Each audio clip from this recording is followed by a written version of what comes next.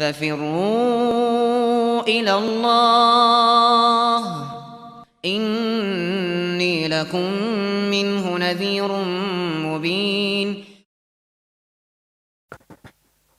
Bismillahirrahmanirrahim. Alhamdulillahirabbil alamin. Wassalatu wassalamu ala al-mab'uts rahmatan lil alamin. Nabiyina Muhammad wa ala alihi wa sahbihi wa man tabi'ahum bi ihsanin ila yaumiddin, amma ba'd.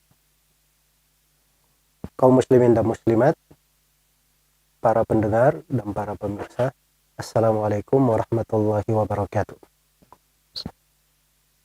Kita bermohon kepada Allah Subhanahu wa taala agar supaya diberi tambahan ilmu yang bermanfaat dan menjadikan segala yang kita pelajari sebagai kebaikan dan manfaat untuk kita di dunia dan di akhirat. Innahu waliyyu dzalika wal qadiru alaih. Pada malam hari ini saya akan membaca sebuah doa diajarkan oleh Nabi sallallahu alaihi wasallam, dan dari doa-doa yang beliau baca, haditsnya diriwayatkan oleh Imam Ahmad, Abu Daud, At-Tirmidzi dan Ibnu Majah. Cuman saya akan baca riwayat Ibnu Majah dari kitab As-Sunan secara lengkap, karena pada sanad dan pada matanya ada beberapa manfaat dan faidah yang mungkin kita bisa kaji secara ringkas di pertemuan ini. Ibnu Majah rahimahullahu ta'ala di kitab Sunan, di abwab ad-du'a, di bab yang kedua, bab doa Rasulullah sallallahu alaihi wasallam.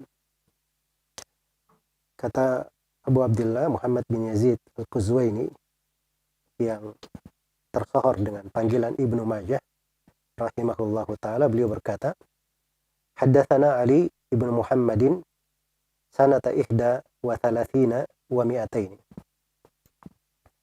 Menceritakan kepada kami Ali bin Muhammad pada tahun 231 Hijriah.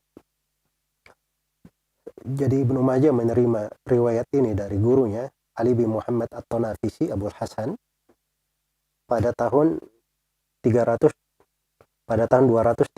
Hijriah. Kemudian kata Ali bin Muhammad At-Tanafisi, qala haddatsana Waki' fi sanati khamsin wa tis'ina wa mi'atin. Menceritakan kepada kami Waki' pada tahun 1900 atau 1000 pada tahun 195 Hijriah. Pada tahun 195. Iya. Jadi ini tertaut 36 tahun dari masa Ibnu Majah mendengar dari Ali bin Muhammad. Ya, ada tertaut 36 tahun. Dan Waki' ini semuanya mengetahuinya, imam besar.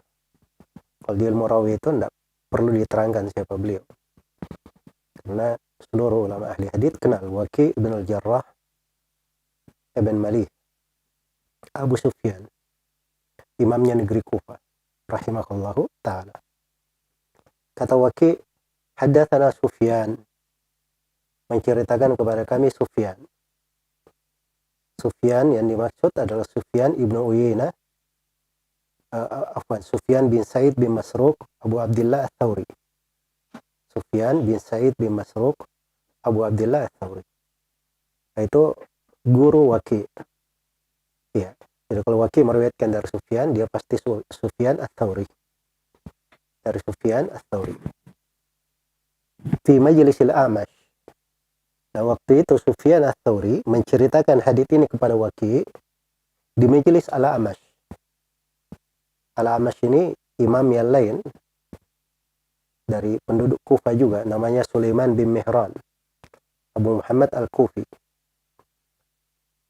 Kata Waki', ini diceritakan oleh Sufyan mundu khamsina sana, semenjak 50 tahun lalu. Semenjak 50 tahun lalu. Iya. Baik, ini Pertama kita lihat ya bagaimana Ibnu Majah rahimahullahu taala, beliau mendengarnya dari gurunya Ali bin Muhammad At-Tanafisi itu pada tahun 231 Hijriah. Ya. Sedangkan Ali bin Muhammad At-Tanafisi mendengar dari gurunya Waki' Ibn al-Jarrah hadits ini itu pada tahun 195 Hijriah, artinya 36 tahun sebelumnya. 36 tahun sebelumnya. Jadi pertautan 36 tahun, haditsnya masih dihafal oleh Ali bin Muhammad dari gurunya Waki' Ibn al-Jarrah. Dan Waki' Ibn al-Jarrah sendiri itu lebih hebat lagi. Beliau masih menghafal hadits ini dari gurunya Sufyan Ats-Tsauri itu semenjak 50 tahun yang lalu. Semenjak 50 tahun yang lalu. Iya. Dan ini kebiasaan ya di dalam menyandang ilmu. Orang itu ketika sampai kepadanya ilmu, bila bermanfaat baginya akan selalu dia ulangi. Selalu dia hafalkan. Dan yang paling pentingnya selalu diamalkan. Karena itu hadits ini selalu diingat oleh mereka karena mereka mengamalkannya, berdoa dengannya. Pada kandungan dari haditsnya. Kemudian faedah yang kedua, ketika Sufyan Ats-Tsauri menyampaikan hadits ini kepada Waki' itu di majelis Al-A'mash. Al-A'mash ini Sulaiman bin Mihran itu rekan Sufyan Ats-Tsauri semasa dengannya. Ya. Dan memang subhanallah para ahli hadits itu kadang saling menghadiri walaupun mereka serekan selevel, tapi bersamaan dengan itu mereka juga mengambil faedah dari yang lainnya. Sebab ilmu itu adalah kerendahan hati. Dan ilmu itu seorang selalu mengulanginya. Dan ilmu itu dia juga perlu mendengar dari orang lain. Walaupun orang itu lebih di bawah levelnya daripada dia. Iya. Dan ini dari kebiasaannya para ulama. Berbeda dengan sebagian manusia di masa sekarang ini. Fanatiknya sangat buta sekali. Dia tidak kenal ilmu kecuali di tengah guru-gurunya yang dia terlalu mengkultuskannya, terlalu fanatik, seakan-akan tidak ada ilmu kecuali dari jalur mereka. Dan ini nggak benar ya cara belajar seperti itu. Ilmu itu luas alhamdulillah. Kita perlu menghormati dan mengenal para ulama dan mengambil manfaat ya dari mereka. Sepanjang mereka adalah ulama yang lurus jalannya, berpegang dengan Al-Quran dan As-Sunnah, kemudian penasihat untuk umat, maka diambil ilmu dari mereka. Kata Sufyan Ats-Tsauri, qala haddatsana Amr ibn Murrah al-Jamali di zaman Khalid. Ya. Menceritakan kepada kami Amr bin Murrah al-Jamali di masa Khalid. Ini saya belum mendetailkan ya Khalid di sini siapa. Mungkin Khalid bin Abdullah al-Qasri, gubernur di masa itu. Dan mungkin juga Khalid di sini adalah Khalid bin Abdullah Khalid bin Mihran al-Haddad, Abul Manazil. Ini perlu diteliti kembali karena nama Khalid di tingkatan ini ada beberapa Khalid dan saya belum periksa secara mendalam di dalam hal itu. An Abdullah ibn al-Harith al-Muktib An Taliq ibn Qais al-Hanafi. Ini semuanya dari rawi-rawi terpercaya. Ya, Tulaik bin Qais al-Hanafi, beliau ini dari ulama Kufah juga. Al-Hanafi itu nisbat kepada Bani Hanifah, bukan kepada madhab Hanafi ya, bukan madhab Hanafi ya. Nah, Imam Abu Hanifah itu lahir setelah Qais, Tulaik ibn Qais. Ya. Ini dari suku Bani Hanifah. Ani bin Abbasin radhiyallahu anhu. Dari Abdullah bin Abbas radhiyallahu anhu, keponakan Rasulullah sallallahu alaihi wasallam yang digelari sebagai ulama umat ini lautan ilmu. Ya, yang didoakan oleh Nabi sallallahu alaihi wasallam, Allahumma allimhu, Allahumma faqihhu fid din wa allimhu ta'wil. Ya Allah, buatlah dia faqih dalam agama dan ajari dia tafsir Al-Quran. Kata Ibnu Abbas radhiyallahu anhuma, anna Nabiy sallallahu alaihi wasallam kana yaqulu fi du'aihi. Sungguhnya Nabi sallallahu alaihi wasallam beliau berucap di dalam doanya. Nah, ini dari doa yang biasa dibaca oleh Rasulullah sallallahu alaihi wasallam. Kata kana di situ, nah, itu menunjukkan istimrar, ya, rutinitas. Ya, sering Nabi sallallahu alaihi wasallam rutin beliau membacanya. Nah, ini doanya dari doa yang luar biasa, ya. Mungkin agak panjang doanya, tapi subhanallah kalimat-kalimat yang tertera di dalam doa itu sungguh-sungguh kita memerlukannya. Kata Nabi sallallahu alaihi wasallam dalam doa beliau, Rabbi a'inni wa la tu'in alayya. Ya Allah, bantulah saya dan jangan bantu orang lain mencelakakan saya.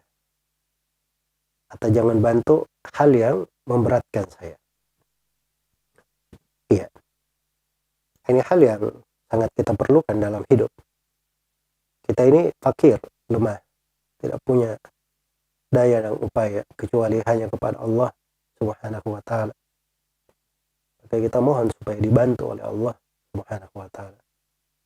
Jangan bersandar pada kekuatan, bersandar pada keahlian, bersandar pada pengetahuan, merasa paling berilmu, bersandar pada kekuasaan, kedudukan, jabatan. Iya, itu semuanya tidak ada apa-apanya. Kecuali kalau Allah yang membantu kita. Maka kita selalu mohon i'anah dari Allah. A'inni. Rabbi a'inni. Nah, ini pakai kata Rabb di sini, ya, karena ini dari rububiyah. Dialah Allah yang mengaturnya. Allah Subhanahu wa taala yang melengkapi hamba di dalam hal itu. Maka kita memohonnya dengan nama Ar-Rabb. A'inni, bantulah saya. Dan jangan bantu hal yang memberatkan saya atau mencelakakan saya. Ya. Ini cakupannya luas, ya. Dia dapat segala hal kebaikan yang membantunya. Dan dia terhindar dari segala hal yang bisa memberatkannya. Bisa memberatkannya. Ya, misalnya syaitan mendapat kekuatan untuk membuat dia susah untuk sholat misalnya. Syaitan kemudian mendapat kekuatan supaya menghalangi dia dari kebaikan. Atau dia punya musuh, dibantu untuk mencelakakan dia. Atau dia di dalam bisnis misalnya, ada orang yang ingin merugikannya, ya, dibantu dia merugikannya. Maka dengan permohonan doa ini, dia berlindung kepada Allah supaya jangan ada yang dibantu mencelakakan dia di dalam hal itu. Ya. Rabbi a'inni wa la tu'in alayya. Ya Allah, bantulah saya dan jangan bantu hal atau perkara atau orang yang mencelakakan saya atau memberatkan saya. Dan permohonan bantuan isti'anah kepada Allah itu dari poros penghambaan. Dan selalu kita baca di surah Al-Fatihah, iyyaka na'budu wa iyyaka nasta'in. Hanya kepadamu ya Allah kami beribadah dan hanya kepadamu kami memohon pertolongan. Ini dua potongan doa, ya. Kemudian potongan doa berikutnya, wansurni wala tansur alayya. Ya Allah, tolonglah saya. Dan jangan tolong hal atau orang yang mencelakakan saya atau membawa keburukan atas saya. Ini permohonan pertolongan pada Allah Subhanahu wa taala. Orang itu kalau ingin ditolong oleh Allah, salah satu sebabnya adalah dia berdoa kepada Allah supaya dia ditolong oleh Allah. Sama kalau dia ingin dibantu, salah satu sebabnya dia berdoa supaya dia dibantu. Pertolongan itu datang apabila seorang itu beramal dengan agama, beramal dengan syariat, berpegang dengan sunnah. Ya ayyuhalladzina amanu in tansurullaha yansurkum wa yutsabbit aqdamakum. Wahai orang-orang yang beriman, kalau kalian menolong Allah, maka Allah akan menolong kalian dan mengukuhkan kedudukan kalian. Jadi minta supaya ditolong Dan sebaliknya berlindung. Jangan sampai ada hal yang buruk, ada orang yang ditolong memberatkan dia atau mencelakakan dia. Iya. Ini kebaikan dan kejelekan, perhatikannya, kebaikan dan kejelekan pada kandungan doa ini, kita memohon kebaikan, menghindari kejelekan, itu semuanya datangnya dari Allah. Jadi kalau kita ingin minta kebaikan, tidak ada yang bisa mendatangkan kecuali Allah. Kita berlindung dari kejelekan, tidak ada yang bisa menolaknya kecuali Allah Subhanahu wa ta'ala. Wamkur li wala tamkur alayya. Ini kelanjutan doa. Ya Allah, jadikanlah makar untukku dan jangan jadikan makar terhadapku. Ya, maksudnya seorang berdoa kepada Allah supaya dimudahkan untuknya makar terhadap musuh-musuhnya, orang-orang yang berlaku jelek kepadanya. Ya. Karena dimaklumi dalam kehidupan ini kadang ada mata yang hasad, kadang ada orang yang tidak senang. Apalagi kalau seorang itu adalah seorang guru, seorang ustadz, seorang alim. Nah, itu dia menempuh jalan para nabi dan para rasul. Ya pasti banyak orang-orang yang tidak suka kepadanya, dari kalangan jin maupun manusia. Karena ada orang-orang yang senang membuat makar. Demikian pula kita ini sebagai warga negara, dalam negeri kita, apalagi kita punya dari kebaikan yang sangat banyak di negeri ini. Ya, luasnya negeri kita ini dari Sabang sampai ke Merauke, dengan berbagai kekayaan alamnya. Pasti ada orang-orang yang hasad, tidak suka, yang menghendaki kerusakan dan hilangnya nikmat atas kita. Nah, ini makar-makar kadang dilakukan oleh sebagian orang. Iya, maka kita memohon kepada Allah supaya makar itu Allah jadikan untuk kita mencelakakan mereka, bukan sebaliknya. Wala tamkur alayya. Jangan engkau buat makar itu sehingga mencelakakan kami, mencelakakan saya. Jadi perhatikan, ini doanya Nabi ya. Nabi SAW berdoa dengannya, mengajarkan umatnya contoh dalam berdoa. Iya. Karena itu seorang itu di samping dia memiliki dari keteguhan, dari keberanian, dari semangat, dia juga harus selalu bersandar kepada Allah, memohon kepada Allah Subhanahu wa ta'ala. Wamkur li wala tamkur alayya. Kemudian berikutnya, wahdini, ya Allah berilah hidayah kepadaku. Ini dari kandungan surah Al-Fatihah ya, memohon hidayah, dan ini permohonan yang besar sekali, sangat kita perlukan dalam kehidupan. Karena hidayah itu kita perlukan di dalam segala keadaan. Lebih kita perlukan dari makan dan minum. Dan bentuk hidayah beraneka ragam. Wa yassiril hudali, wahdini wa yassiril hudali. Lanjutan doa, ya Allah mudahkanlah hidayah itu kepadaku. Ya kadang seorang diberi hidayah, alhamdulillah, diberi petunjuk, tapi kadang sebagian jalannya tidak langsung sampai segera, perlahan sampainya. Maka dia mohon supaya dimudahkan jalan hidayah itu kepadanya.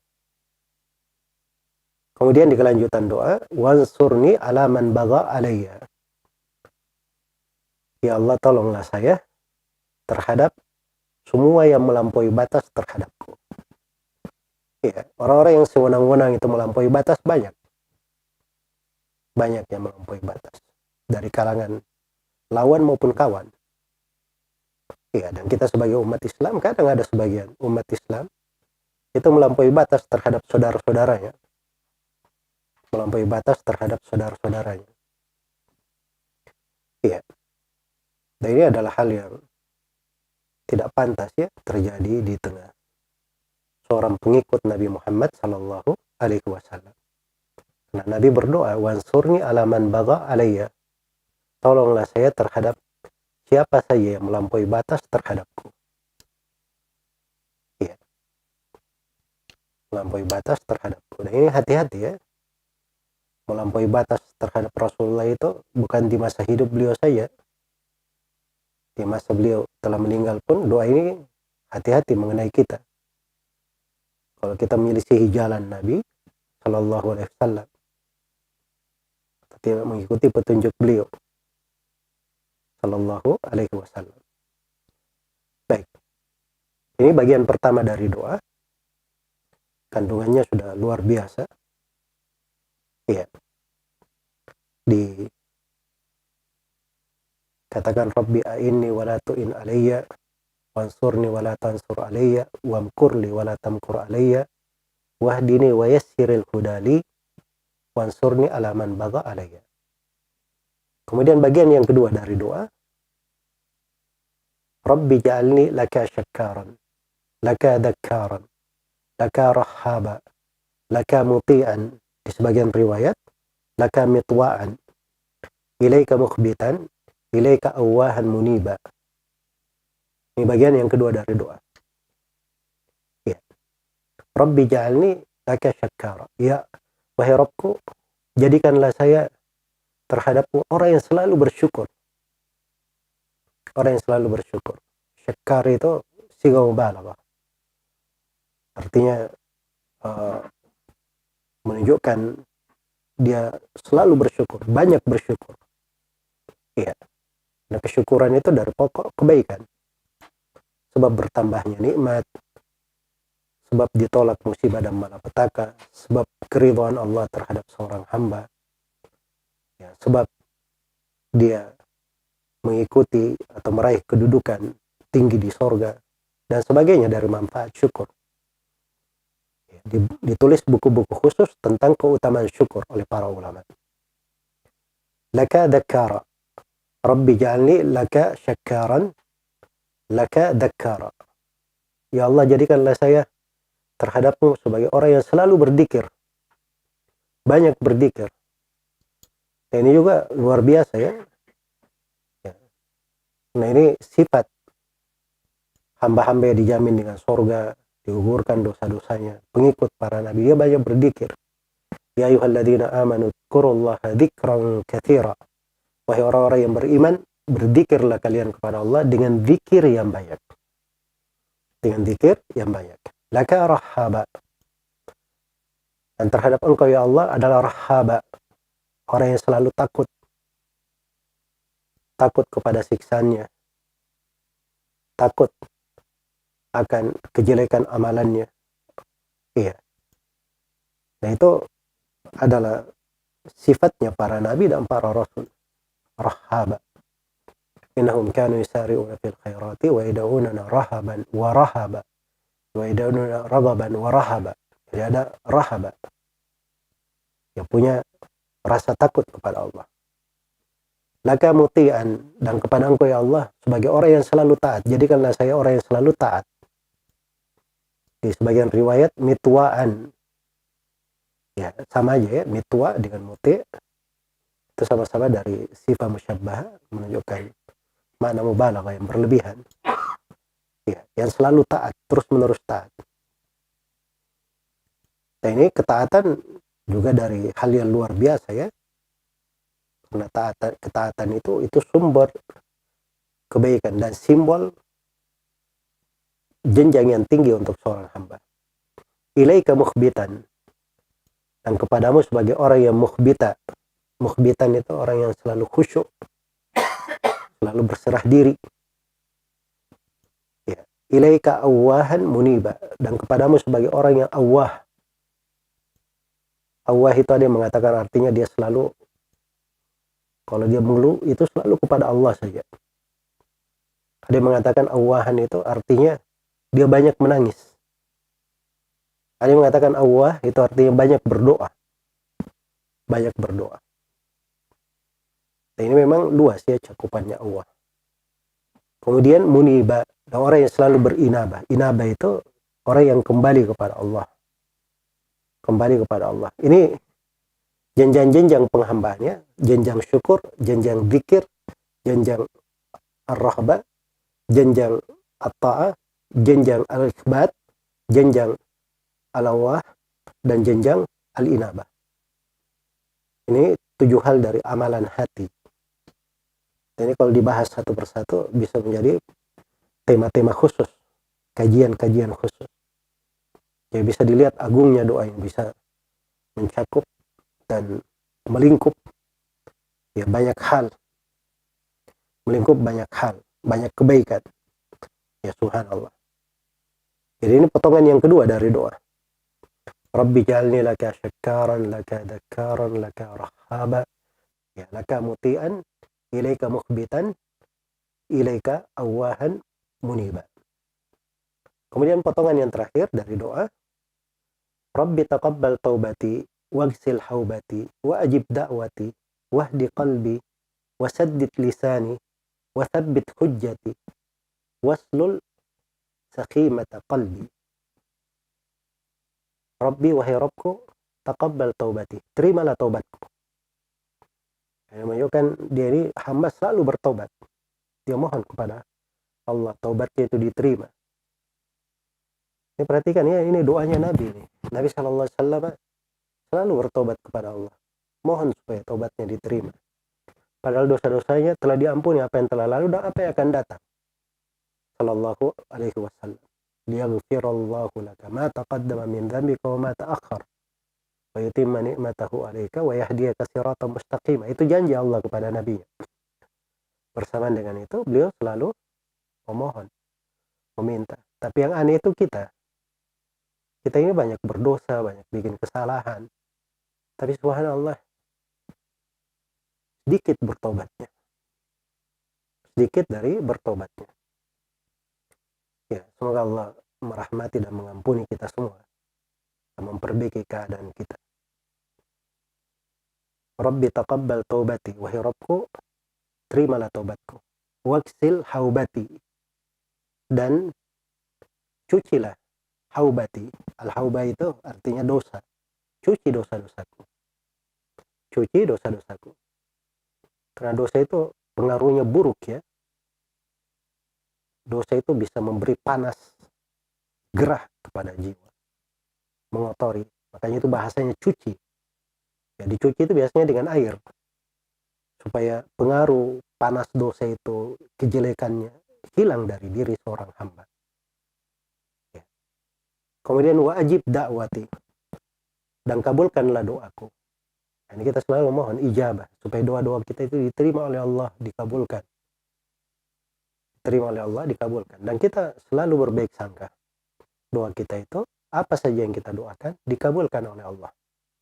Karena seorang hamba itu kadang dia meminta sesuatu, Allah langsung beri permintaannya. Dan kadang dia meminta sesuatu, Allah pilihkan dia yang lebih baik daripada apa yang dia minta. Dan kadang dia meminta sesuatu, Allah tidak beri untuknya di dunia. Tapi disimpan untuknya guna menjadi ketinggian derajat dan kebaikan di akhirat. Maka kita selalu mohon wajib dakwati, kabulkanlah doaku. Wahdi qalbi, dan beri hidayah ke hatiku. Wasaddid lisani, dan luruskan lisanku. Kata as-sadat ya. Sadat itu istiqamah. Ya. Dan dia selalu berada di pertengahan. Dia selalu berada di ketepatan, kelurusan jalan, berupa ucapan maupun perbuatan. Itu as-sadat. Kalau panah itu dikatakan musaddad, itu panahnya itu sudah betul-betul lurus itu. Tidak ada bengkoknya. Sehingga tepat dipakai untuk memanah. Nah, itu makna as-sadat. Saddid lisani, beri sadat ke lisanku. Supaya dia bicaranya lurus, bicaranya tepat, bicaranya yang baik, bicaranya yang membawa keberkahan di tengah manusia. Tidak ada dosa bagi dia. Wasabbit hujjati, ya Allah kuatkanlah hujjahku. Ini kuatkan hujjah, artinya kekuatannya, keimanannya. Minta supaya dikuatkan dari hujjah-hujjahnya. Ya, di dunia maupun di akhirat. Kita perlu kekuatan hujjah. Di dunia maupun di akhirat. Waslul sakhimata qalbi, dan bersihkanlah, keluarkanlah sakhimata qalbi, kedengkian yang berada di hatiku. kedengkian yang berada di hati itu. Karena hati itu, subhanallah, Nabi Shallallahu Alaihi Wasallam saja itu beliau sebelum diangkat sebagai seorang rasul, hati beliau pernah dicuci, dikeluarkan. Hati beliau itu kemudian dicuci. Dan itu terjadi beberapa kali. Dan setelah beliau diutus pun sebagai seorang rasul, sebelum beliau Isra dan Mi'raj itu dikeluarkan lagi hati beliau dan dicuci. Ya. Dan di sini Nabi Shallallahu Alaihi Wasallam masih saja memohon supaya dikeluarkan sakhimata qalbi, karena memang urusan hati ini itu luar biasa, memang perlu perhatian, perlu kesungguhan. Kita harus selalu memintanya kepada Allah Subhanahu wa taala. Baik, maka ini potongan terakhir dari doa. Rabbi taqabbal taubati waghsil haubati wajib da'wati wahdi qalbi wasaddid lisani wasabbit hujjati waslul sakhimata qalbi. Kalau kita baca doanya secara lengkap dari doa Nabi Shallallahu Alaihi Wasallam, Rabbi a'inni wa la tu'in alayya wansurni wa la tansur alayya wamkurli wa la tamkur alayya wahdini wa yassiril hudali wansurni ala man bagha alayya Rabbi ja'alni laka syakkaran laka dakkaran laka rahaban laka muti'an ilaika mukhbitan ilaika awahan muniba Rabbi taqabbal taubati waghsil haubati wa ajib da'wati wahdi qalbi wasaddid lisani wasabbit hujjati waslul sakhimata qalbi. Nah, itu kelengkapan dari doanya. Semoga kita semua bisa membacanya dengan baik dan selalu mengulanginya. Baik, dan terakhir dari hadits ini, setelah selesai periwayatan Ali bin Muhammad At-Tanafisi, dikatakan di sini oleh Ibnu Majah, qala Abul Hasan At-Tanafisi, maksudnya Ali bin Muhammad tadi. Qultu li Waki', saya bertanya kepada guruku Waki', aqulu fi kunutul witir, bolehkah doa ini saya baca di kunut witir? Kata Waki', nah, boleh kamu baca di kunut witir. Ya, sebab kunut witir itu tidak mesti seorang itu terbatas pada dia membaca Allahumma hdini fi man hadait wa afini fi man afait wa tawallani fi man tawallait dan seterusnya. Itu diajarkan oleh Nabi kepada Al-Hasan bin Ali radhiyallahu anhu. Tapi kunut witir itu pada dasarnya boleh berdoa. Maka doa ini juga boleh dibaca di kunut witir. Boleh dibaca di kunut witir. Iya. Jadi bantahannya terhadap orang-orang yang membatasi doa kunut itu pada Allahumma hdina fiman hadait saja. Ya, bahkan kunut witir itu boleh lebih luas daripada itu, tapi yang keliru itu kalau dia terlalu panjang di dalam kunutnya sampai melebihi kadar dia sholat malamnya yang semisal dengan itu. Baik. Semoga Allah Subhanahu wa taala memberi taufik kepada semuanya. Wallahu taala alam.